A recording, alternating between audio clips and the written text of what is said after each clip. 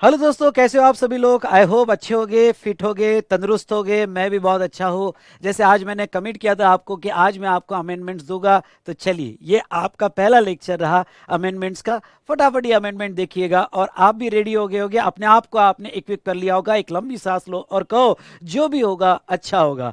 तो यस, इस आने वाले एग्जाम में आप जो है अच्छा रिजल्ट लाओगे। एग्जाम भी पोस्टपोन हो गई है तो आप जो है इसके ऊपर अच्छा पढ़ाई कर सकते हो, हार्डवर्क कर सकते हो और यस अपने ड्रीम को अचीव कर सकते हो। सो दोस्तों, ये पहला लेक्चर रहा अमेंडमेंट का। अमेंडमेंट के पहले लेक्चर में यहाँ पे हम जो है कुछ इंपॉर्टेंट टॉपिक जैसे आईटीसी से रिलेटेड छोटी बहुत अमेंडमेंट्स है, रजिस्ट्रेशन से रिलेटेड अमेंडमेंट्स है, उसके बाद में यहाँ इनवॉइस और ई वे बिल वगैरह इस तरह से कुछ चैप्टर्स हम इसको कवर करेंगे।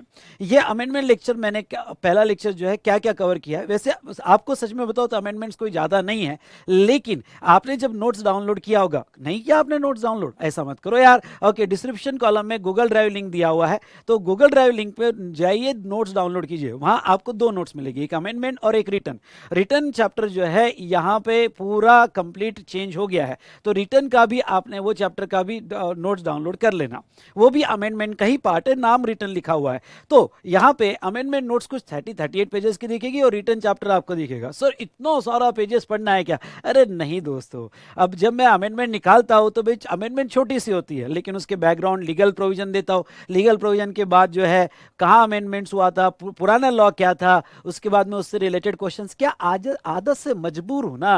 ओके, वो कहते हैं ना कि बात निकली है तो दूर तलक जाएगी, बहुत डीप में जाएगी। तो ऐसे सिचुएशन में यहाँ अमेंडमेंट्स की नोट्स जो है मेरी लंबी हो जाती है। फिर सर आप कहो ना कुछ समरी वमरी बना के दे देना ना हमको, तो कोशिश करूंगा कि इसकी समरी भी बना के आपको दे दूं और उसका समरी वीडियो भी अमेंडमेंट्स का आपको बाद में दूं। तो क्या है ना, आपको आदत पड़ गई है कि सर ये भी दे दो वो भी दे दो, आप कुछ करने वाले नहीं हो। अब बस आप बाकी क्या रह गया, अगर आपका बस चले ना तो आप ये कह दोगे सर एग्जाम में आके पेपर भी लिख दो ना, नालायक को दूंगा खींच के। सो चल दोस्तों, यहाँ पे आज हम अमेंडमेंट स्टार्ट करेंगे। ये अमेंडमेंट्स में सबसे पहले आपको ये कह दूं कि अमेंडमेंट्स में यहाँ पे यस नोट्स आपको डाउनलोड कर लेना है। डिस्क्रिप्शन कॉलम में उसकी लिंक दी गई है और टोटल नंबर ऑफ लेक्चर्स जो होंगे 3 लेक्चर्स हो गए। एक लेक्चर 3 से 3.5 घंटे का होगा। तो आज के लेक्चर्स में जैसे मैंने यहाँ पे अमेंडमेंट्स पढ़ाते वक्त बहुत से कंसेप्ट जो है छोटे छोटे अमेंडमेंट्स है, जैसे आधार ऑथेंटिकेशन जो छोटा सा अमेंडमेंट है कि भाई किसको अप्लीकेबल नहीं होगा, उसमें अमेंडमेंट किया गया है रजिस्ट्रेशन चैप्टर में। लेकिन मैंने ये सोचा कि भाई स्टूडेंट्स को अगर पूरा एक बार रिवाइज भी करना है और रिविजन के साथ अमेंडमेंट्स भी कहाँ हुई वो ये देखना है, तो मैंने चार्ट्स भी दिए। और चार्ट के लिए मैंने जो है रेगुलर क्लास में जो चार्ट डिस्कशन लिया है वो चार्ट डिस्कशन यहाँ पे मैंने यूज किया हुआ है। सो दोस्तों, इसमें क्या हो जाएगा कि आपका पूरा कंसेप्ट के साथ रिवाइज हो जाएगा, बहुत डीप में आपका यहाँ पे अमेंडमेंट्स पे डिस्कशन हो जाएगा। इसीलिए आपने रेगुलर बुक नहीं भी पढ़ी, डायरेक्ट मेरी अमेंडमेंट्स भी पढ़ ली ना, तो भी आपको समझ में आना है। यही तो खास बात है इस अमेंडमेंट की, कि ये कोई सिर्फ आपको सेक्शन लिखकर या फिर स्टैट्यूटरी अपडेट्स पढ़कर मैंने अमेंडमेंट्स करवा दिया, ऐसा नहीं है। पूरा डिटेल में प्रॉब्लम सॉल्विंग भी हमने की है, तो यहाँ पे इस अमेंडमेंट वीडियो का आपको ये फायदा मिल जाएगा। दूसरी बात मैं आपको ये कह दूं, यहाँ पे रिफंड चैप्टर में एक छोटा सा सर्कुलर आया 2 लाइन का, लेकिन अब मेरा ये कहना था कि वो सर्कुलर समझने के लिए आपको जीरो रेटेड सप्लाई का पूरा बैकग्राउंड समझना जरूरी है। तो वो केस में भी मैंने यहाँ पे जो है पूरा बैकग्राउंड के साथ डिस्कशन किया हुआ है। तो जहां आपको ऐसा लगता है कि भाई नहीं यार ये तो हम मुझे पता है सब कुछ, ये चार्ट आगे बढ़ते हैं, वहां आपने क्या करना है, यूट्यूब पे स्पीड बढ़ाने का ऑप्शन है। तो ओके, जाना स्पीड बढ़ा देना, वो A1.5 1.75 के इसमें एक बार फिर से यस रिवाइज कर लेना और आगे बढ़ जाना। तो मैंने हर चैप्टर के स्टार्टिंग में कहा है कि अमेंडमेंट्स कहाँ कहाँ हुई है और फिर उसको इलेबोरेटेड डिस्कशन में लिया हुआ है। तो चलिए यहाँ पे ये डिस्कशन हमारा हुआ अमेंडमेंट से रिलेटेड। अब मैं आपको ये कहना चाहूंगा कि डिस्क्रिप्शन कॉलम में टेलीग्राम लिंक दी गई है, तो टेलीग्राम लिंक ज्वाइन कीजिएगा। ये फायदा क्या है टेलीग्राम लिंक ज्वाइन करने का? तो फायदा बेटा ये है कि मैं ऑडियो रिविजन दे रहा हूँ जीएसटी की। तो क्या होता है कि बहुत सी बार सोते सोते जो मैं करता था ऐसा कि मैं अपने ऑडियो रिकॉर्ड करता था और सोते सोते उसको सुनता था।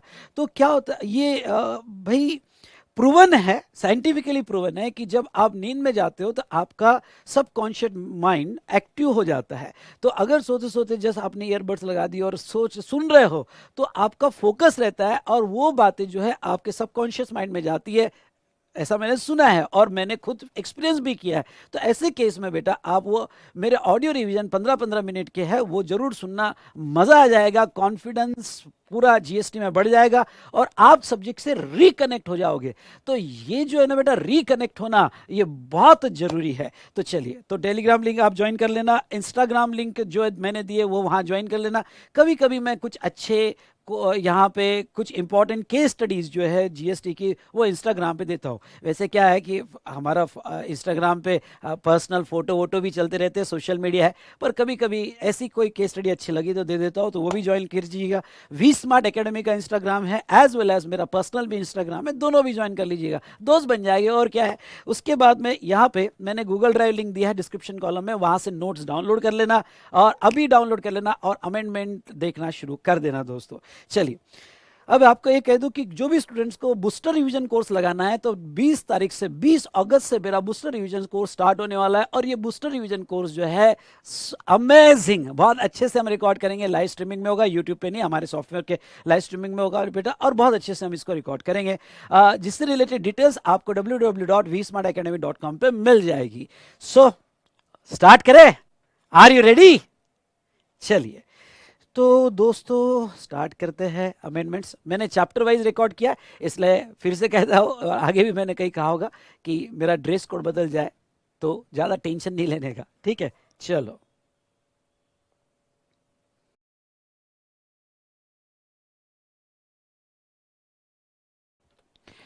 तो चलिए दोस्तों हम स्टार्ट करते हैं यहाँ पे अमेंडमेंट्स। तो amendments applicable for November 21 examination. आपको दो बातें बहुत अच्छे से समझा दूं। पहली तो इसमें यहाँ पे सीजीएसटी एक्ट और आईजीएसटी अमेंडमेंट एक्ट 2020 इसमें इंक्लूडेड है, उसकी सभी अमेंडमेंट्स इंक्लूडेबल है, as well as customs act 2020 की अमेंडमेंट्स इसमें इंक्लूडेड रहेगी और all notifications and circulars up to 30 April 2021 इसमें इंक्लूडेड रहेगा, जो नवंबर 21 एग्जामिनेशन के लिए है। पर जो मई 22 के लिए अपेयर कर रहे हैं, हमने बहुत सी बार बातें कर ली कि वो जो है उनकी अमेंडमेंट्स यहाँ पे फरवरी में आएगी, इसलिए आप सभी उसका ध्यान रखिएगा। नाउ यहाँ पे एक और बात आपको कह दूं कि जो आईसीएआई की स्टैट्यूटरी अपडेट्स है उसमें उन्होंने नोटिफिकेशंस और सर्कुलर की अपडेट्स दी है, सेक्शंस की अपडेट्स उसमें कवर्ड नहीं है। जो फाइनेंस एक्ट 2020 जिसे हम सीजीएसटी और आईजीएसटी अमेंडमेंट एक्ट 2020 की बात करते हैं वो इसमें कवर्ड नहीं है। तो चलिए दोस्तों स्टार्ट करते हैं अमेंडमेंट्स रिलेटेड हमारा डिस्कशन। हम इंडेक्स पे आ जाते हैं। तो ये अमेंडमेंट्स, वैसे तो आपको बहुत सारे पेजेस लगेंगे मेरे अमेंडमेंट नोट्स में, पर सच में कहूँ क्या तो मुश्किल से 10 पेजेस हो गए अगर मैं उसको समराइज कर दूं, तो मुश्किल से 10 पेजेस। लेकिन क्या है, आदत है कि जब भी मैं कुछ पढ़ाने जाता हूं तो यहाँ पे उसको बहुत डीप में और बैकग्राउंड के साथ बताता हूं। तो ये आदत से मैं भी परेशान हूं, पर अच्छी आदत है, अच्छी आदत से परेशान नहीं होना चाहिए। तो यहाँ पे आदत है, कुछ नहीं कर सकता हूं। तो दोस्तों यहाँ पे आपको एक बात कह दूं कि मैंने बैकग्राउंड के साथ उससे रिलेटेड क्वेश्चंस आंसर्स ये सभी अमेंडमेंट्स में कवर किए, तो बात निकली है तो दूर तलक जाएगी। पढ़ेंगे तो ऐसा पढ़ेंगे कि कान कर देंगे, सब तरफ अपनी डिमांड कर देंगे। तो चलिए दोस्तों यहाँ पे अगर हम बात करें तो हम कौन कौन से चैप्टर में मेन अमेंडमेंट्स हुई है ये इंडेक्स में समझा देता हूं। इनपुट टैक्स क्रेडिट में छोटी छोटी 2-3 अमेंडमेंट्स हुई है और एक मेन रूल आया है, वो है रूल 86B, उसके ऊपर हम डिस्कशन करेंगे। साथ साथ में नेक्स्ट जो है बेटा रजिस्ट्रेशंस। तो रजिस्ट्रेशन ये चैप्टर में ध्यान सुनिएगा। यस, आधार ऑथेंटिकेशन प्रोसीजर में थोड़ा चेंज हुआ है, रूल 9 के प्रोसीजर में थोड़ा चेंज हुआ है, और सेक्शन 28 जो कैंसलेशन ऑफ रजिस्ट्रेशन और suspension, section 29 sorry, cancellation and registration, उससे रिलेटेड कुछ अमेंडमेंट्स हमें पढ़ना है। डेबिट नोट और क्रेडिट नोट, टैक्स इनवॉइस, ये चैप्टर में बस एक छोटी सी ई इनवॉइस से रिलेटेड अमेंडमेंट्स है, और क्यूआर कोड जो डायनामिक क्यूआर कोड कंसेप्ट है उससे रिलेटेड अमेंडमेंट्स है। लेकिन मैं इसमें फिर से ई इनवॉइस कंसेप्ट बहुत डीप में बताने वाला हूं, जो लास्ट टाइम की ही अमेंडमेंट्स थी, पर उसको लिंक करके, क्योंकि इस बार आपके एग्जाम में ई इनवॉइस पे सवाल आ सकते हैं, इसलिए उसी अमेंडमेंट को कवर करते हुए मैं यहाँ पे इनवॉइस से रिलेटेड एक छोटी सी अमेंडमेंट हुई वो भी कवर करूंगा और पूरा कंसेप्ट भी कवर करूंगा, और डायनामिक क्यूआर कोड वो भी मैं यहाँ पे कवर करूंगा दोस्तों। उसके बाद में अगर हम बात करें तो नेक्स्ट यहाँ पे चलिए, अगर हम नेक्स्ट बात करें तो रिटर्न रिटर्न ये चैप्टर बदल गया है, क्यूआरएमपी स्कीम पूरी नहीं आई है, इसलिए रिटर्न ये चैप्टर में जो मेरा रेगुलर क्लास का चैप्टर है, क्योंकि मैं चाहता हूँ कि ये चैप्टर सेक्शन 37, सेक्शन 39 और क्यूआरएमपी स्कीम आप पूरा बहुत अच्छे से करें। मैं फिर से कह देता हूँ, आप पूरा बहुत अच्छे से करें। इसलिए मेरे रेगुलर क्लास का जो अभी बैच खत्म हुई वो चैप्टर मैं पूरा स्टार्टिंग से डेफिनेशन के साथ लेने वाला हूँ। हाँ, आपको जहां लगता है कि भाई स्पीड बढ़ाना चाहिए तो स्पीड बढ़ाने का ऑप्शन आपके पास है, वो 1.52 के स्पीड में आगे कवर कर लेना। और स्पेशली जहां क्यूआरएमपी का चार्ट आएगा, वो क्यूआरएमपी स्कीम का चार्ट जो है हम डिटेल में डिस्कस करेंगे, जो आपके लिए नई स्कीम होगी दोस्तों।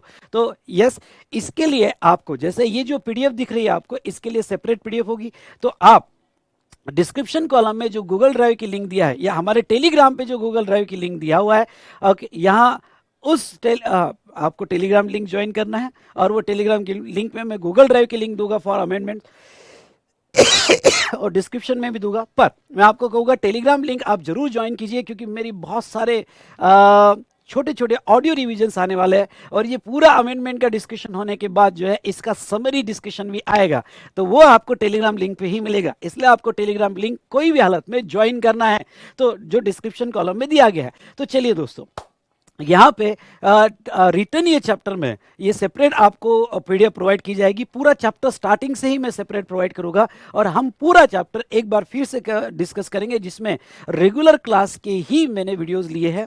ओके, तो वो रेगुलर क्लास की वीडियो हम डिटेल में यहाँ पे देखेंगे। उसके बाद में नेक्स्ट आता है बेटा अकाउंट्स, रिकॉर्ड्स और ईवे बिल। एक दो छोटी सी अमेंडमेंट्स हुई है।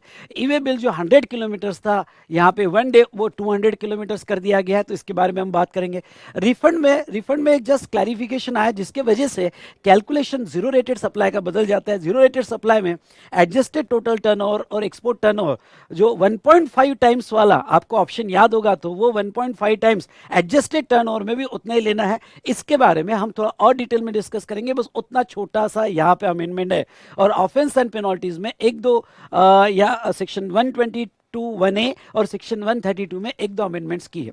वैसे अमेंडमेंट कोई ज्यादा नहीं है, अगर इसको निचोड़ लूं तो 10 पेजेस मिलेंगे। इसलिए मेरी समरी जब आएगी अमेंडमेंट्स की, जो टेलीग्राम लिंक आपको ज्वाइन करना पड़ेगा, तो समरी में बेटा ये सारी अमेंडमेंट्स आपको 10 पेजेस में मिल जाएगी। लेकिन यहाँ ये जो आपको 30-40 पेजेस दिख रहा है, ये 30-40 पेजेस बैकग्राउंड के साथ है दोस्तों। तो चलिए, यहाँ पे ये तो बात किया हमने जीएसटी की। कस्टम्स की बात करें तो कस्टम्स और एफटीपी इसमें ही कवर्ड है।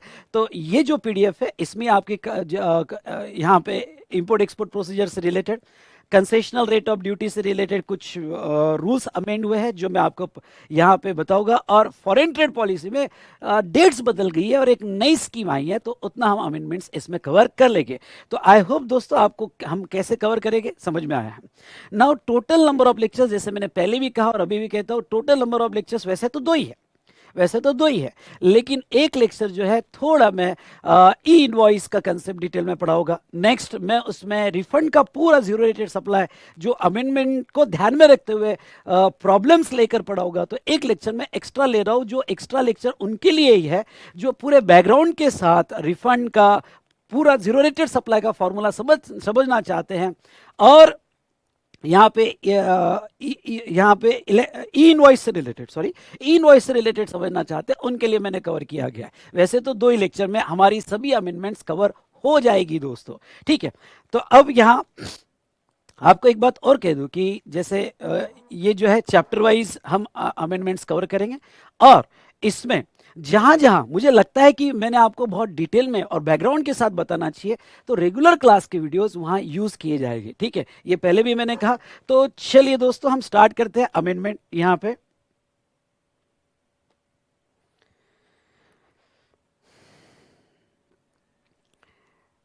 पहला चैप्टर लेते हैं input tax credit. I repeat, पहला चैप्टर लेते हैं इनपुट टैक्स क्रेडिट। इसमें रूल 36(4). अब रूल 36(4) ये तो अब आपको पता चल गया होगा। पिछले 8-9 महीने से आपने ऑफिस में भी काम किया होगा और हमने अमेंडमेंट्स भी देखी।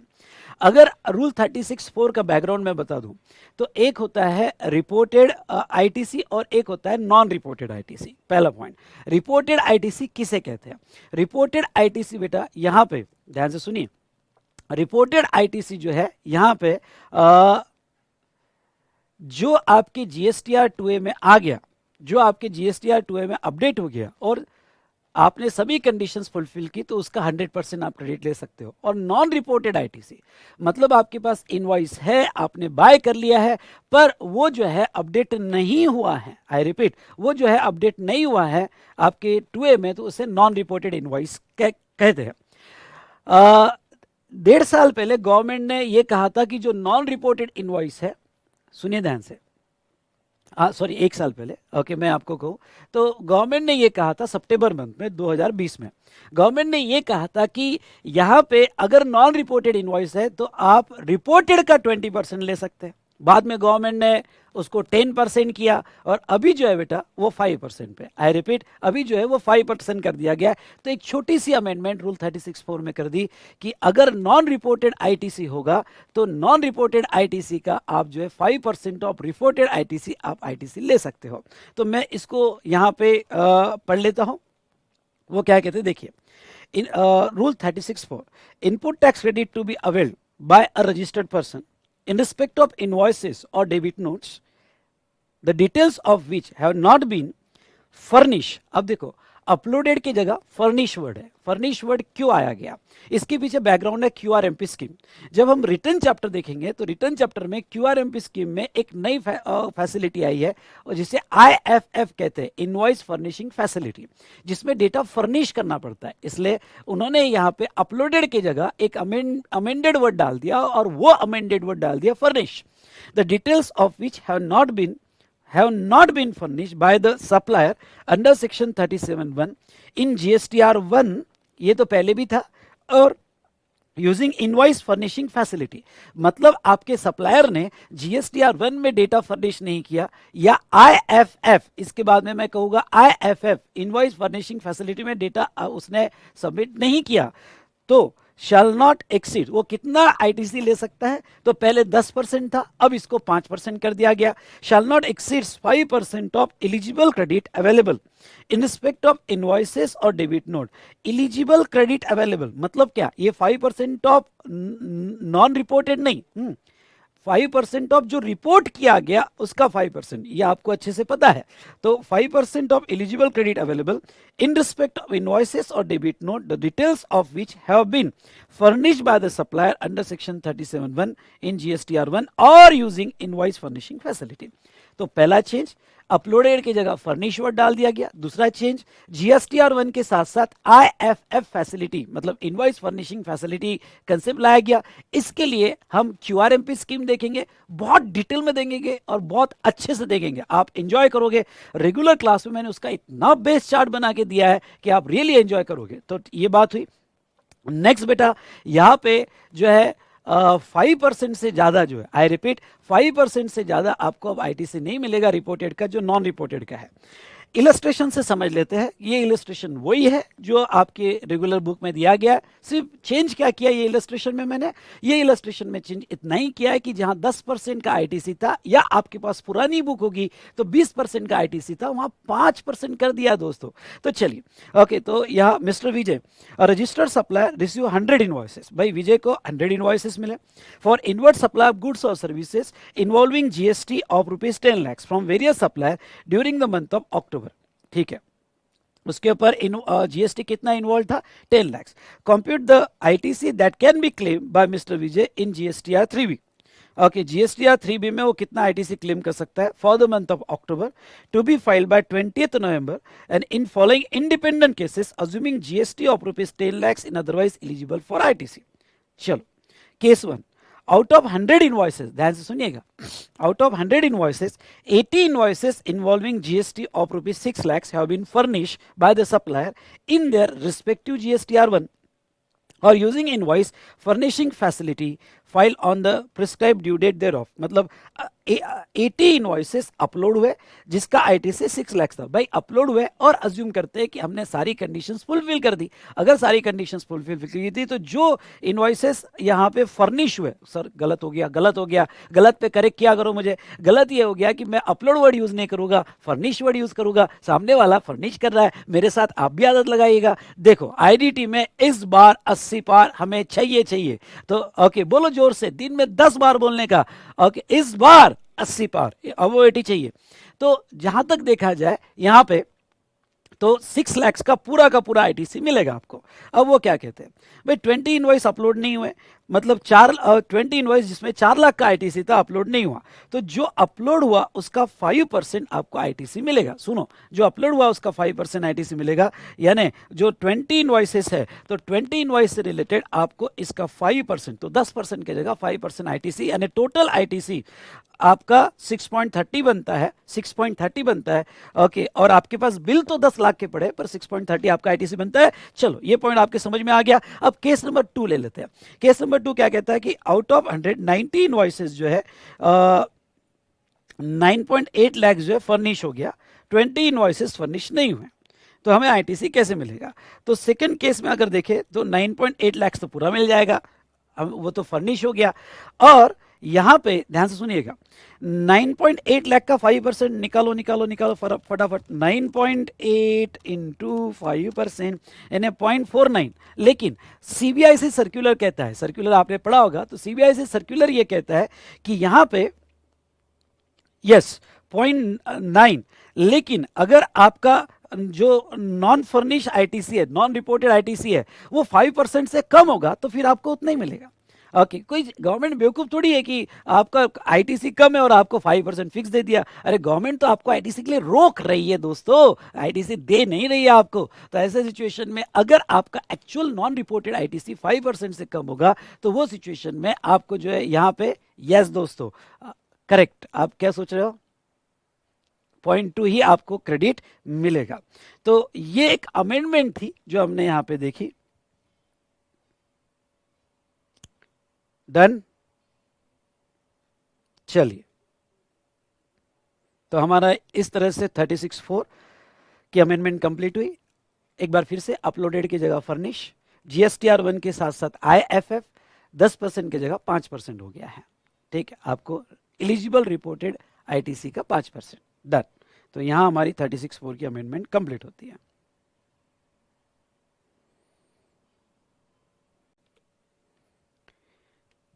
तो चलिए नेक्स्ट अमेंडमेंट हम देखेंगे सेक्शन 36(4) में, time limit for availing the ITC. पहले रीड कर लेता हूं, फिर इसके रिलेटेड मैं यहां पे आपको बैकग्राउंड बताऊंगा। देखो यहां पे 36(4) कहता क्या है, लीगल प्रोविजन कहती है कि अगर आप कोई आईटीसी भूल गए फाइनेंशियल ईयर में, यानी 1 अप्रैल से लेके 31 मार्च तक कोई आईटीसी लेना भूल गए, या आपने मिस हो गया, या आपके सप्लायर ने इनवॉइसेस नहीं दी, नॉन रिपोर्टेड था, तो डरिएगा मत। वो फाइनेंशियल ईयर के आईटीसी कुछ भी रह गए होंगे तो अगले फाइनेंशियल ईयर की सितंबर की ड्यू डेट, रिटर्न की ड्यू डेट, और एनुअल रिटर्न जिस दिन आपने फाइल किया which ever is earlier. Annual return की ड्यू डेट की नहीं बात कर रहा हूं, मैं बात कर रहा हूं जिस दिन आपने फाइल किया विच एवर इज अर्लियर तक आप अपने पिछले साल के जो आईटीसी आपने नहीं लिए वो अवेल कर सकते हैं। ठीक है, ये हमने सेक्शन 16(4) में देखा। अब इसमें अमेंडमेंट क्या हुई, अमेंडमेंट देखिएगा इसमें क्या हुई है। यहां पे registered person shall not be entitled, पहले रीड कर लेता हूं फिर आपको अमेंडमेंट का पूरा बैकग्राउंड बताऊंगा। हम यहां पे डायग्राम भी ड्रॉ करेंगे और इससे रिलेटेड प्रॉब्लम्स भी देखेंगे। A registered person shall not be entitled to take ITC in respect of any invoice. So shall not be entitled to take ITC in respect of any invoice or debit note 1, 2 for supply of goods or services or both after due date of furnishing return of section 39 for the month of September following the end of financial year to which such invoice or पहले एक word था invoice relating to such debit note pertain, उन्होंने ये word delete कर दिया, और ये invoice relating to such debit note pertain ये वर्ड डिलीट करने की वजह से अब इसका इंटरप्रिटेशन टोटली चेंज हो गया, और ये डिलीट करना बहुत जरूरी था, इंडस्ट्री की ये डिमांड थी और उनके डिमांड पे ये वर्ड डिलीट कर दिया गया। ठीक है, अब मैं इसका और date of furnishing annual return whichever is earlier. चलो पहले ओल्ड प्रोविजन क्या थी वो मैं आपको समझा देना चाहता हूं, फिर यहां पे सीजीएसटी अमेंडमेंट एक्ट 2020 में ये जो सेक्शन 16(4) में अमेंडमेंट हुई वो आपको बताना चाहूंगा। देखो ओल्ड प्रोविजन क्या थी जो हम पढ़ रहे थे? ओल्ड प्रोविजन ये थी कि अगर समझ लो आपका फाइनेंशियल ईयर है, आपका फाइनेंशियल ईयर है 2021 और नेक्स्ट ईयर है 21-22, फाइनेंशियल ईयर नेक्स्ट ईयर 21-22 और थर्ड ईयर है financial year 22-23, third financial year है 22-23।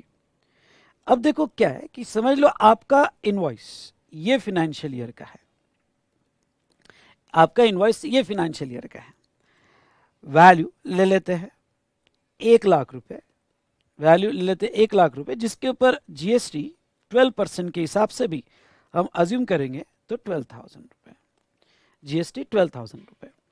अब इसका आईटीसी अगर आपका मिसिंग रहा तो आप अगले साल के सब्सिक्वेंट फाइनेंशियल ईयर के सितंबर की ड्यू डेट, यानी अगर हम मान के चले तो 20 अक्टूबर क्यूआरएमपी स्कीम होगी तो 22 और 24 अक्टूबर। क्यूआरएमपी स्कीम क्या है हम रिटर्न चैप्टर में बहुत डिटेल में देखेंगे। तो सितंबर की जो ड्यू डेट है, ओके, अभी तो हम 20 अक्टूबर लेके चलते हैं, तो वो सिचुएशन में आपको जो है वो ड्यू डेट तक का आईटीसी लेने मिल जाएगा। हमने इनवॉइस का तो आईटीसी ले लिया, अब बात आती है डेबिट नोट। भाई डेबिट नोट इस इनवॉइस से रिलेटेड, जो इनवॉइस फाइनेंशियल ईयर 2021 का था, इसकी डेबिट नोट दी गई 21-22 में। समझ लो यहां पे मई में, यहां पे सुनिएगा, मई में इसकी डेबिट नोट दी गई, ओके, इसकी डेबिट नोट दी गई, कौन से मंथ में दी गई? इसकी डेबिट नोट मई ये मंथ में दिया गया। अब अगर मई ये मंथ में डेबिट नोट दिया गया तो वैल्यू 10,000 रुपए एक्स्ट्रा मांगे, रिलेटिंग टू ये इनवॉइस था, और ध्यान से सुनिए 10,000 रुपए एक्स्ट्रा मांगे और उसके ऊपर जीएसटी 120 रुपए की डेबिट नोट इशू कर दी गई। पुराना लॉ क्या कहता था? पुराना लॉ ये कहता था कि यहां अगर ये debit note pertaining to that invoice है, कमॉन वर्डिंग्स तो देखो, debit note pertaining to that invoice है, तो इसका भी आईटीसी लेने का जो लास्ट डेट होगा वो इस इनवॉइस के बेस पर ही डिसाइड होगा। यानी भाई डेबिट नोट तो बच्चा है, इनवॉइस बाप है, तो बाप का है ना, इन शॉर्ट, ओके, उनके उसके पिताजी का जो यहाँ पे लास्ट डेट होगी उसकी भी वो लास्ट डेट होगी, उसकी भी वो लास्ट डेट। मतलब क्या?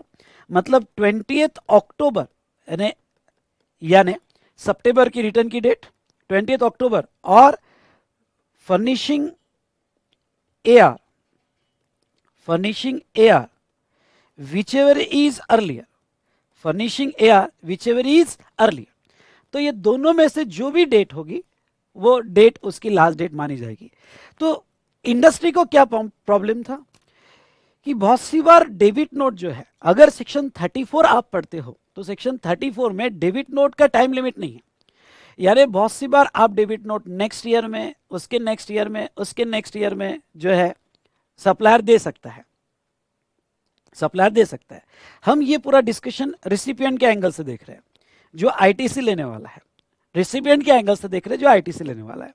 अब देखो क्या, सप्लायर ने इनवॉइस हमें 2021 में दिया था, सप्लायर की डेबिट नोट, सप्लायर की, ध्यान सुनिएगा, सप्लायर की जो डेबिट नोट है वो 21-22 में आ रही है। सप्लायर को कोई टाइम लिमिट नहीं है डेबिट नोट इशू करने का। हम सप्लायर के पीछे लग रहे हैं, यार डेबिट नोट देना, यार डेबिट नोट देना, दे ही नहीं रहा, दे ही नहीं रहा। अब उस बंदे ने डेबिट नोट अगर अक्टूबर के बाद दी, या AR की रिटर्न जो है अगर अक्टूबर के पहले होगा तो उसके बाद दी, तो लॉ ये कहता है, सेक्शन 34 ये कहता है कि वो तो जीएसटी लगाएगा। अब देखो, आप उसके ऊपर फोर्स नहीं कर रहे हो कि उसने डेबिट नोट कब देना चाहिए, 34 पढ़ो, और जब भी वो डेबिट नोट देगा जीएसटी लगाएगा। पर जो रिसिपिएंट है, रिसिपिएंट का डेबिट नोट का आईटीसी लेने के लिए, यानी ये डेबिट नोट का आईटीसी अगर मुझे लेना है, ओके, डेबिट नोट का आईटीसी लेना है, तो आप कहते हो कि इसका जो फादर है इनवॉइस, जो फाइनेंशियल ईयर का होगा, उसकी जो लास्ट डेट होगी आईटीसी लेने की, वही डेबिट नोट की रहेगी। अब इंडस्ट्री को यह प्रॉब्लम था कि यार डेबिट नोट बहुत सी बार बाद में आती है तो हमारे क्रेडिट लूज हो रहे हैं यार, ये गलत है। ये पर्टिनिंग टू इनवॉइस ये वर्ड आप निकालो, क्योंकि हमारे क्रेडिट लॉस हो रहे हैं। बहुत स्ट्रेट फॉरवर्ड और क्लियर फंडा ये है, जो बहुत रीजनेबल भी है, कि अगर ये डेबिट नोट को आप सेपरेट इनवॉइस समझो, इस डेबिट नोट को आप सेपरेट इनवॉइस समझो, और जो फाइनेंशियल ईयर में डेबिट नोट आएगी उस फाइनेंशियल ईयर का सब्सिक्वेंट ईयर लो। मतलब क्या? मतलब ये डेबिट नोट का टाइम लिमिट हमें ओरिजिनल इनवॉइस से मत बांधो, इसको अलग समझो। और इसको अगर आप अलग समझते हो तो ये कौन से फाइनेंशियल ईयर में आया, 21-22, तो इसका आईटीसी लेने का टाइम हमें, इसका सुनिए, इसका आईटीसी लेने का टाइम आप यहां पे 22-23 यानी अगला सब्सिक्वेंट फाइनेंशियल ईयर, सुनिए, अगला सब्सिक्वेंट फाइनेंशियल ईयर उसकी जो सितंबर की ड्यू डेट है यानी 20 अक्टूबर, और furnishing of AR whichever is earlier, ये हमें दो। गवर्नमेंट मान गई, गवर्नमेंट ने एक वर्ड डिलीट कर दिया पर्टेनिंग टू इनवॉइस, और हमें फ्री कर दिया कि इस डेबिट नोट का क्रेडिट, सुनो ध्यान से, इस डेबिट नोट का क्रेडिट अब ओरिजिनल इनवॉइस की ड्यू डेट से नहीं देखा जाएगा, इस डेबिट नोट को सेपरेट माना जाएगा, और इसका आईटीसी आप ये फाइनेंशियल ईयर में नहीं ले पाए तो आप इसकी जो last date of availment of ITC होगा वो सब्सिक्वेंट फाइनेंशियल ईयर की जो ड्यू डेट है, या फिर बेटा annual return which is earlier, वो लिया जाएगा। इसलिए यहां आप नीचे एक डायग्राम बनाओ, ये डायग्राम बड़ी इंपॉर्टेंट है। 3 फाइनेंशियल ईयर लेना, समझ लो, ये जो है financial year 2021, financial year 21-22 and financial year 22-23, ठीक है। अब यहां इनवॉइस, आपका इनवॉइस ये फाइनेंशियल ईयर का है, डेट लिखना है तो आप लिख देना, समझ लो इनवॉइस है 10 जन का, वैल्यू मेरे साथ लिखते जाओ 2 लाख, जीएसटी @12%, 24,000, ठीक है। ये आपका इनवॉइस है। इसकी डेबिट नोट, ये इनवॉइस से रिलेटेड डेबिट नोट आई, इसका आईटीसी ले लिया हमने, इसका आईटीसी हमने ले लिया, आईटीसी टेकन। एक मिनट, इसको ऐसा लो, ज्यादा अच्छा, ऐसा लिखोगे तो ज्यादा अच्छा है।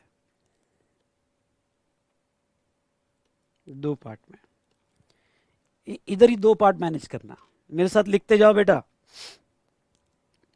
इफ आईटीसी इज टेकन,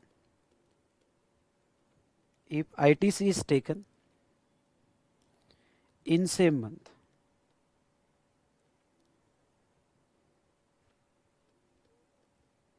तो ऐसे केस में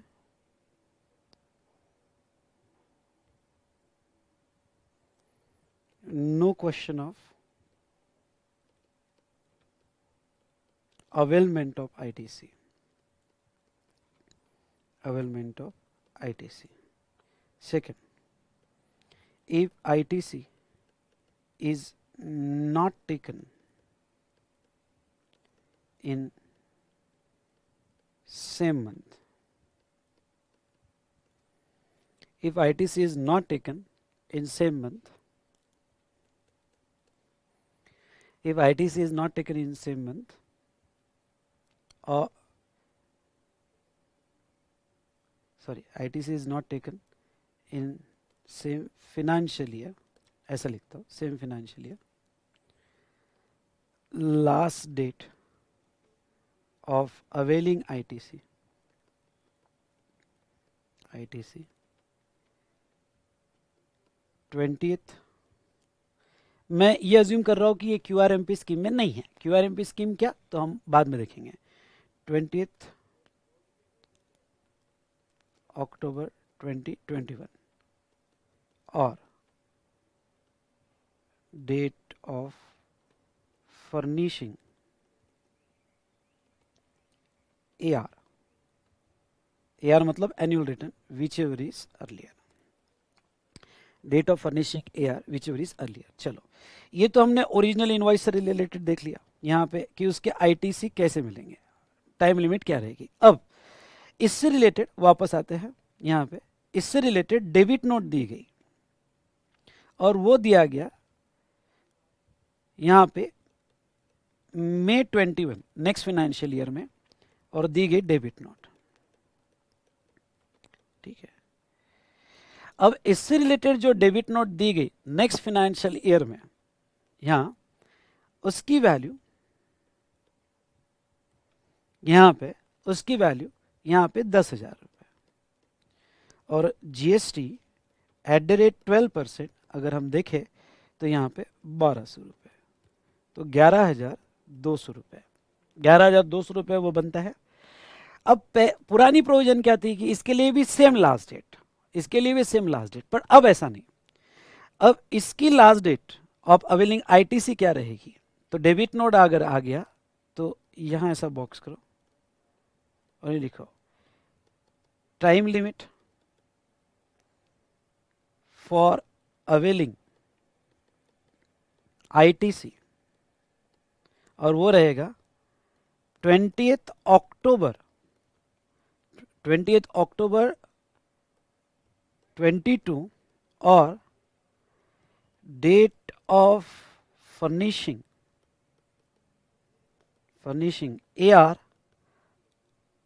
AR of 21-22 whichever is earlier, date of furnishing AR of 21-22 whichever is earlier,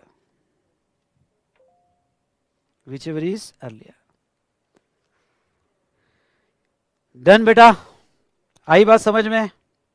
yes और नो? आई क्या बात समझ में?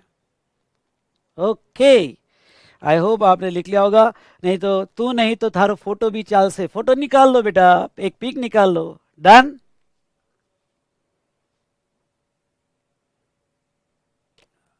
चलिए एक प्रॉब्लम देख लेते हैं, मजा आ जाएगा। Hercules Machinery delivered a machine to XYZ in January 2022. Under जनवरी में मशीन आई, under invoice number 49 dated 20th January 2022 for 4,15,000 plus GST, and undertook trial run and calibration of machine as per requirement of XYZ. Amount chargeable for post delivery activities was covered in a debit note raise हुई अप्रैल में, यानी next year में debit note raise हुई 50,000 plus GST. Hercules Machinery did not file annual return till October 2022. Determine whether XYZ can avail the ITC in given scenario. Legal provision जो हमने अभी section 16(4) पढ़ा वो लिख देना। कंक्लूजन क्या आएगा आपका, therefore time limit of availing ITC available on 4,15,000 is 20th October, वो तो 2022 20th अक्टूबर ही रहेगा, और earlier of date of annual return whichever is earlier, तो ये 20th अक्टूबर आ गया। लेकिन इंपॉर्टेंट पार्ट क्या है, debit note was received in next financial year, time limit for taking ITC available on 50,000 is 20th October 2023, earlier of the date of filing annual return or return due date of September, whichever is earlier. ठीक है, तो ये आपने एक problem देखा, इस बार इस पे एक छोटा सा क्वेश्चन आ सकता है। तो इस तरह से हमारी सेक्शन 16(4) की अमेंडमेंट कंप्लीट होती है। डन,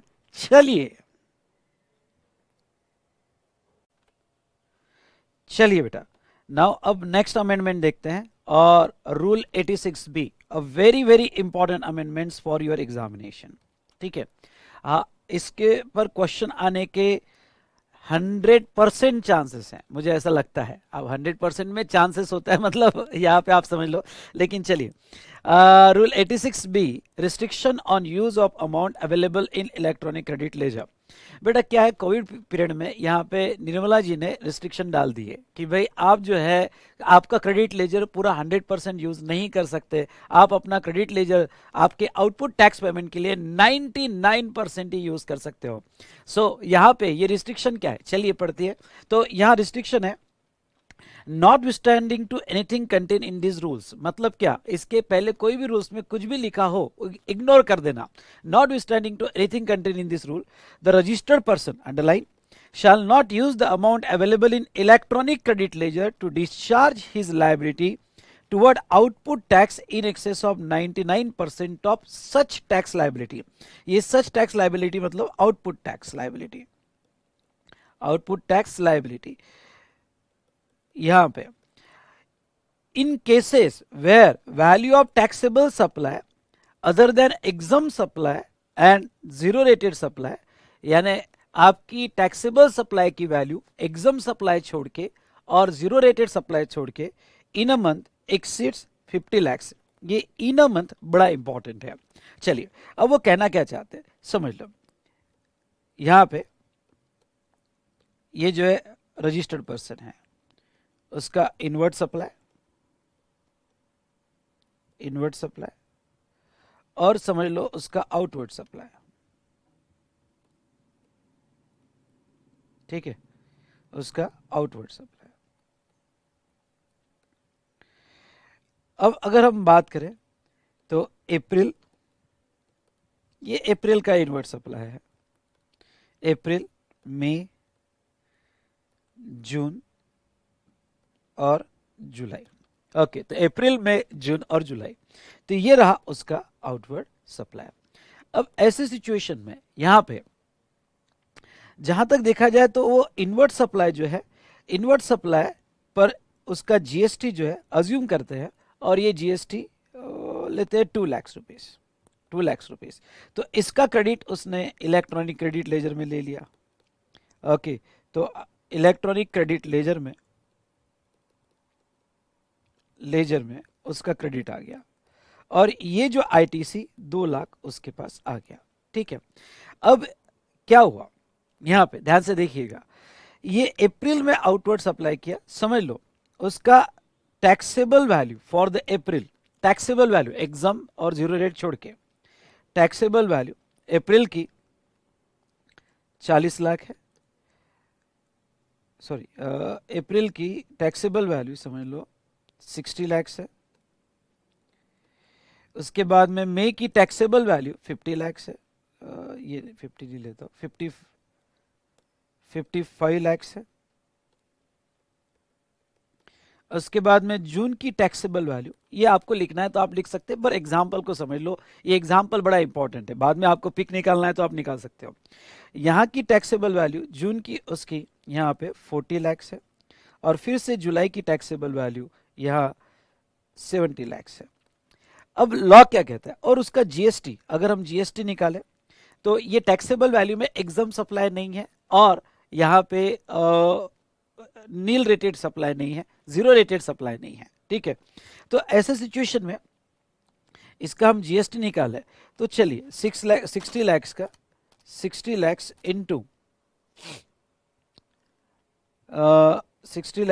12% ले लेते हैं तो 7.2 लाख, 7.2 लाख। मैं थोड़ा एक चेंज करना चाहूँगा, मेरे पास आईटीसी जो है, मेरे पास आईटीसी में मैं थोड़ा चेंज करना चाहूँगा। आईटीसी मेरे पास यहाँ पे 8 लाख पड़ा हुआ है, यहाँ पे अप्रैल का आईटीसी 8 लाख पड़ा हुआ है। तो अब गवर्नमेंट ने क्या रिस्ट्रिक्शन डाले, मैंने ये चेंज कर दिया कि मेरे पास आईटीटी 8 लाख पड़ा हुआ है। तो गवर्नमेंट ने क्या रिस्ट्रिक्शन डाले, गवर्नमेंट ने रिस्ट्रिक्शन ये डाले हैं कि जो आपकी मंथ की आउटपुट टैक्स लाइबिलिटी है 7.2, इसका 99%, इसका 99%, तो भाई 7.2 का 99% कितना होता है, तो 7.2 है ये, और इसका अगर हम 99% निकाले तो इंटू 99% निकाले तो 7.128, यानी आप ये जो आईटीसी यूज करोगे, ये जो आईटीसी यूज करोगे, ये आप पूरा का पूरा यूज नहीं कर सकते, फुल आईटीसी आपको अलाउड नहीं है।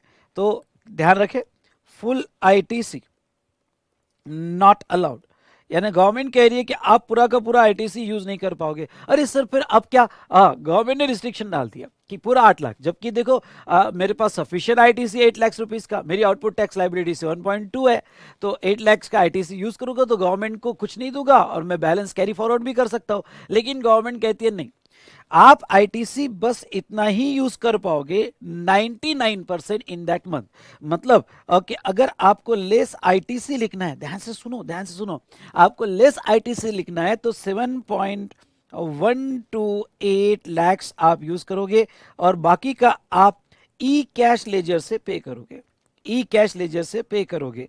तो 7 पॉइंट माइनस 7.2 यानी 0.072 आप ई कैश लेजर से पे करोगे। अब देखो दोस्तों, इनडायरेक्टली वो कह रहे हैं कि जो जो भी बंदे के पास एक बहुत ज्यादा आईटीसी पड़ा हुआ है तो भाई तू ये कैरी फॉरवर्ड कर।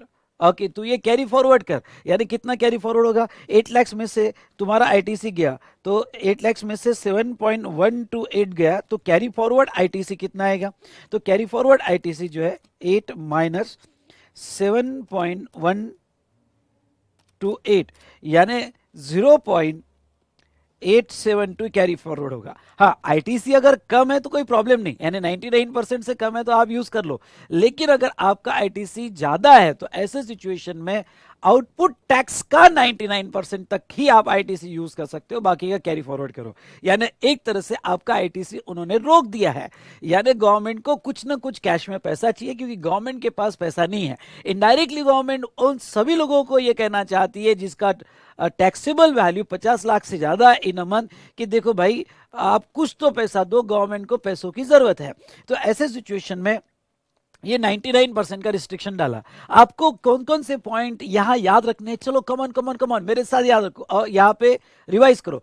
एक तो ये जो 99% निकालना है ये आपके टैक्सेबल वैल्यू का निकालना है, इसमें सॉरी टैक्सेबल वैल्यू नहीं, आपकी जो जीएसटी लाइबिलिटी है, GST liability output tax liability, उसका 99% आपको लेना है ना। दूसरा सवाल आपका ये आ सकता है कि सर ये जो जीएसटी लाइबिलिटी है उसका 99% हम क्रेडिट यूज कर पाएंगे, तो जो आपकी आउटपुट टैक्स लाइबिलिटी है, देखो कभी कभी रिवर चार्ज में भी लाइबिलिटी आती है, तो एक सवाल हो सकता है कि सर रिवर चार्ज में लाइबिलिटी अगर आती है तो उसका भी 99% लेके नहीं, आपकी जो आउटपुट टैक्स लाइबिलिटी है उसका 99% आप ले सकते हो। इसमें आपकी एक गलती हो सकती है, प्रॉब्लम सॉल्व करते वक्त आप जितना आईटीसी पड़ा हुआ है 8 लाख का 99% ले लोगे, नहीं 8 लाख का 99% नहीं, जो आपकी जो आउटपुट टैक्स लायबिलिटी है उसका 99% तक आप क्रेडिट ले सकते हो। ये मैक्सिमम लिमिट है, अगर आपका आईटीसी इससे कम होगा तो उतना क्रेडिट यूज करो, लेकिन अगर आपका आईटीसी ये अमाउंट से ज्यादा होगा तो वो सिचुएशन में क्रेडिट को रिस्ट्रिक्ट करो अप टू 99% और एटलीस्ट 1% तो आपको कैश में देना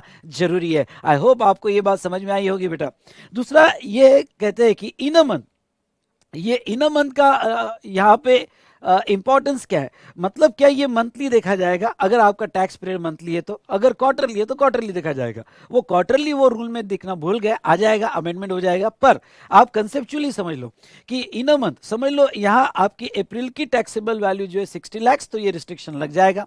मई की टैक्सेबल वैल्यू 55 लाख यानी 50 लाख से ज्यादा है, आपको रिस्ट्रिक्शन लग जाएगा। पर ख्याल रहे आपके टर्नओवर और टैक्सेबल वैल्यू में फर्क है, आपको टैक्सेबल वैल्यू लेनी है, टर्नओवर नहीं, क्योंकि टर्नओवर में आप एग्जम्प्टेड सप्लाई और जीरो रेटेड सप्लाई भी लेते हो, तो आपको एग्जम्प्टेड और जीरो रेटेड सप्लाई नहीं लेने हैं, आपको टैक्सेबल वैल्यू लेनी है। आई क्या बात समझ में, जोर से बोलो, आ गई सर समझ में, ये हुई ना बात। तो अब यहां पे जो है 55 लाख यहां पे भी अप्लीकेबल होगा। जून में अप्लाई होगा क्या, नहीं, ये केस में अप्लाई नहीं होगा क्योंकि इस मंथ में आपका टर्नओवर 50 लाख से नीचे चले गया। अगर आपका टर्नओवर 50 लाख से नीचे चले गया तो जून में ये रिस्ट्रिक्शन अप्लाई नहीं होगा। मतलब in the month of June अगर आपके पास सफिशिएंट आईटीसी है तो आप पूरा का पूरा आईटीसी जो है वो यूज कर सकते हो। जुलाई में वापस 50 लाख के ऊपर गया, अगर जुलाई में वापस 50 लाख के ऊपर गया तो ऐसे सिचुएशन में यहां पे फिर से क्या बोलो, फिर से क्या, तो जुलाई में फिर से जो है यहां पे रिस्ट्रिक्शन अप्लाई हो जाएगा और एटलीस्ट 1% आपको कैश लेजर से देना पड़ेगा अगर आपका आईटीसी बहुत ज्यादा है। आई होप आपको बहुत अच्छे से समझ में आया होगा दोस्तों, बोलिए यस यस सर। चलिए अब थोड़ा प्रॉब्लम देख लेते हैं, फिर इसके एक्सेप्शंस देखते हैं। ये एक्सेप्शंस दिए हुए बेटा, तो ये जो एक्सेप्शंस दिए हैं हम देखेंगे, पर थोड़ा एक प्रॉब्लम सॉल्व कर लेते हैं, मजा आएगा। तो चलिए आपके स्टैट्यूटरी अपडेट्स में देखो कितना सिंपल प्रॉब्लम लिया है, और इससे थोड़ा मैंने टफ लेवल का प्रॉब्लम बनाया। अरे भाई, टफ लेवल का प्रॉब्लम बनाने में मजा भी आता है और सॉल्व करने में भी मजा आता है। So are you ready? तो चलिए, okay. Total value of interstate supply of Raman and sons for the month of February 2021 is rupees 100 lakhs। चलो भाई, उसका 100 lakhs है ना, 50 लाख के ऊपर है। हाँ बोलिए मित्रों। ओके, 50 लाख के ऊपर है कि नहीं है? हाँ। तो said supply is taxable at the rate 18% IGST। IGST का रेट 18% है। The total output tax liability of Raman and sons is 18 lakhs। उसकी total output tax liability 18 lakhs की है।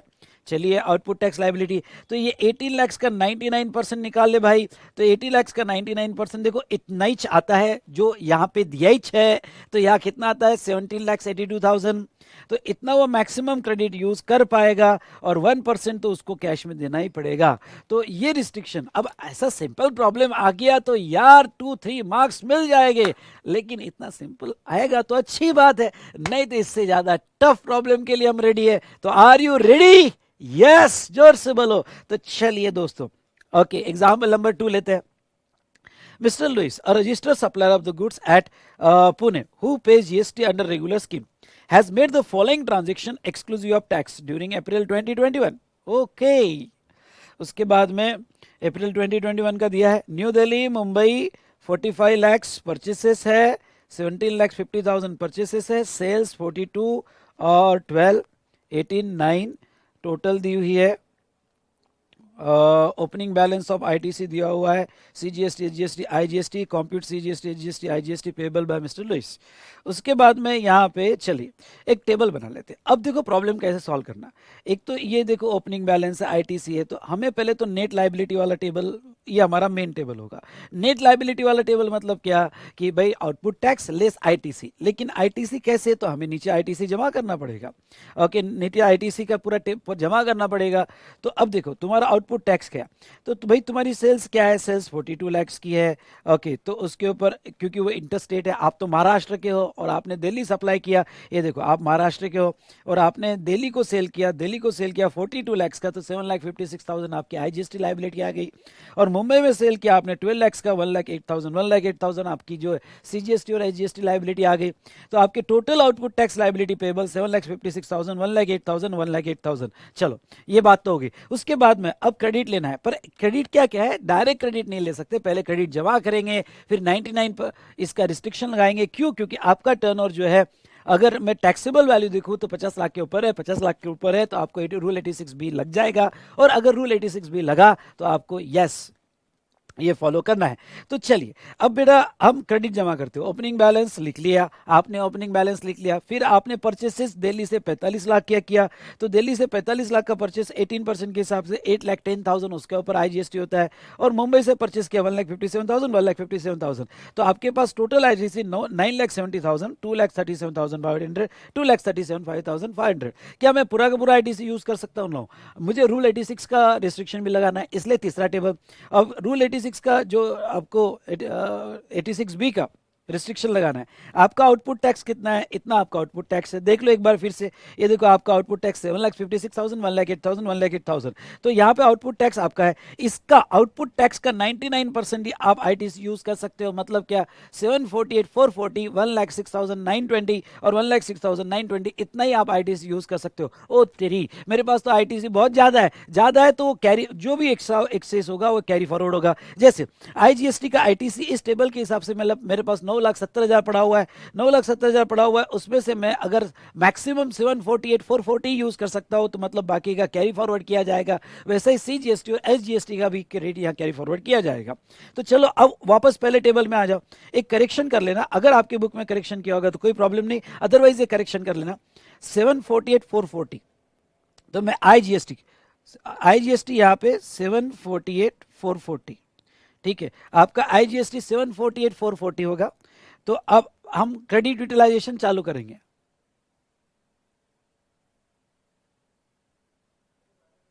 ठीक है,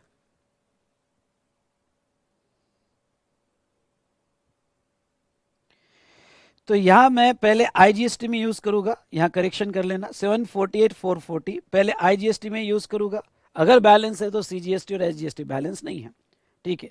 फिर सीजीएसटी और एसजीएसटी पूरा यूज हो गया, यानी आपका अब नेट पेबल कितना आया, तो आपका नेट पेबल आया बेटा 756,440 माइनस 748,440, एक मिनट, 756 माइनस 748,440, तो 7560 आपका नेट टैक्स लायबिलिटी आएगी। आई क्या बात समझ में आपके? बिल्कुल आई होगी आपके समझ में, सिंपल है। इससे रिलेटेड नोट्स बाद में दिए, आपने पढ़ लेना। तो इस तरह से रूल 86B का हमने यहाँ पे रिस्ट्रिक्शंस पढ़ लिया, एक सिंपल प्रॉब्लम से जो आपके स्टैट्यूटरी अपडेट्स में दिया है, एक थोड़ा डिफिकल्ट प्रॉब्लम से जो मैंने यहाँ आपको एक्सप्लेन किया है। अब इसके एक्सेप्शंस क्या है? इसके एक्सेप्शंस मतलब कुछ केसेस में ये रिस्ट्रिक्शन अप्लाई नहीं होगा, आप फुल क्रेडिट ले पाओगे, ये रिस्ट्रिक्शन अप्लाई नहीं होगा और आपके पास पूरा क्रेडिट जो होगा वो ले पाओगे। कौन कौन से केस में?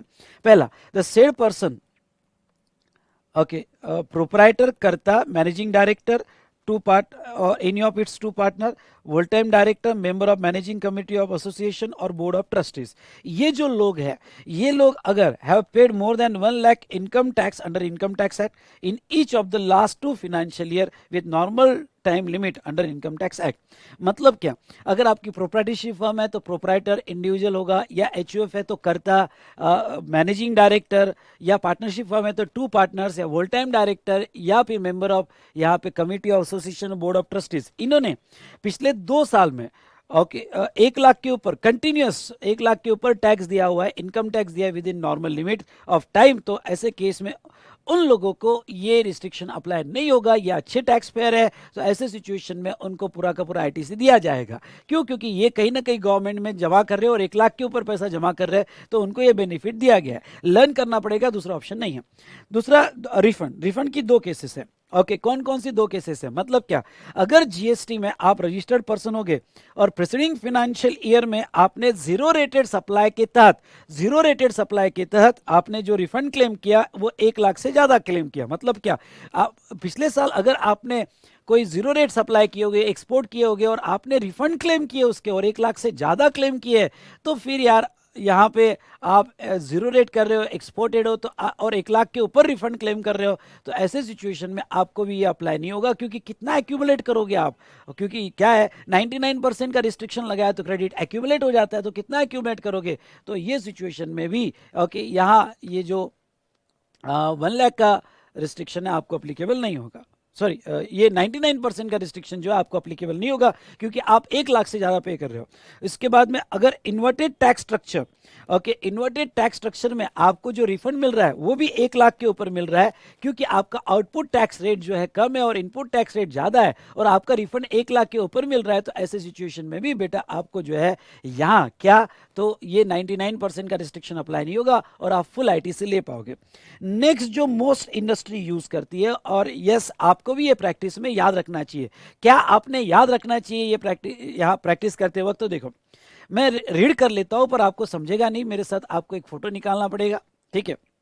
देखो, registered person has discharge his liability towards output tax through electronic cash ledger for an amount which in excess of 1% of total output tax liability applied cumulatively up to the said month in the current financial year. कुछ समझा क्या? बोलो नहीं। कुछ समझा क्या? बोलो नहीं। समझा होगा तो बड़ी बात है, पर बोलो नहीं। अब मैं आपको बता देता हूं क्या ये क्या कहना चाहते हैं। तो मैंने एक टेबल बनाया हुआ है और आपको लिखने के लिए टाइम दूंगा। जैसे financial year 21-22, come on, financial year 21-22, अप्रैल, मई, जून और मेरा रिलेवेंट मंथ है जुलाई। अभी समझ लो मैं जुलाई में हूं। अब क्या हुआ, अप्रैल में आपका आउटपुट टैक्स था 20 लाख, टोटल आउटपुट टैक्स था 20 लाख। तो आपने इलेक्ट्रॉनिक क्रेडिट लेजर यूज किया 15 लाख, आपके पास क्रेडिट थे, यानी 75% आपने क्रेडिट लेजर से यूज किया और 5 लाख आपने कैश लेजर यानी 25% कैश लेजर से दिया। मे की भी ऐसी लायबिलिटी थी, मे के में 40 लाख, ध्यान से सुनिएगा, मे की लायबिलिटी आपकी 40 लाख थी, उसमें से 38 लाख आपने क्रेडिट लेजर यूज किया 95%, और 2 लाख जो है आपने जो है यहाँ कैश लेजर यूज किया 5%। तीसरा बेटा जून में आपकी यहाँ पे आउटपुट टैक्स लायबिलिटी 30 लाख थी, उसमें से 24 लाख आपने क्रेडिट लेजर यूज यूज किया 80% और कैश लेजर से पे किया। ये आपकी हिस्ट्री है। आप कंसल्टेंट हो, ओके, आपके पास समझ लो क्लाइंट सब हिस्ट्री लेके आया, आप पढ़ रहे हो, अच्छा तुमने ऐसा ऐसा पेमेंट किया, उसके आप जो है 3B देख रहे हो, 3B में आप ये देख रहे हो कि कितना वो क्रेडिट यूज किया, उसके परसेंटेज निकाल रहे हो।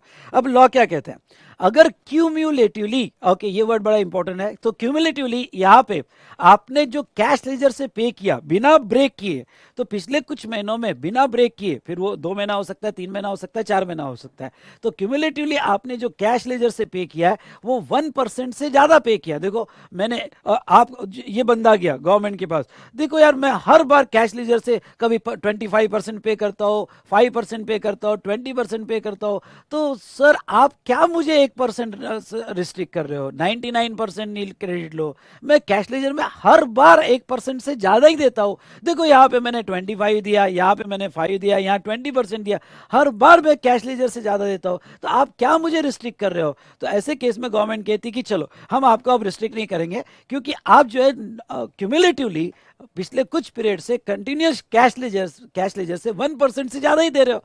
तो इस मंथ में अगर अब जुलाई मंथ में आपके पास फुल क्रेडिट है, जुलाई मंथ में आपके पास फुल क्रेडिट है, तो आप पूरा का पूरा क्रेडिट ले लो, कैश लेजर से देने की जरूरत नहीं है। इसलिए जब भी क्लाइंट आपके पास आए तो उसका थोड़ा हिस्ट्री देखना, अगर हिस्ट्री में वो क्यूमुलेटिवली 1% से ज्यादा कैश लेजर से पे कर रहा है, तो ऐसे सिचुएशन में उसको 99% का रिस्ट्रिक्शन लगाने की जरूरत नहीं है। जुलाई में अगर उसके पास यहाँ पे सफिशियंट आईटीसी है तो पूरा आईटीसी ले सकता है। तो रिस्ट्रिक्शन ऑफ रूल 86 भी is not applicable, 100% ITC can be utilize, तो वो पूरा आईटीसी यूज कर सकता है, यहाँ वो रिस्ट्रिक्शन अप्लाई नहीं होगा। तो चलो जिसको फोटो निकालना है फोटो निकालो, जिसको लिखना है लिख सकते हो। मैं 2 मिनट का टाइम देता हूँ, फटाफट लिख लो।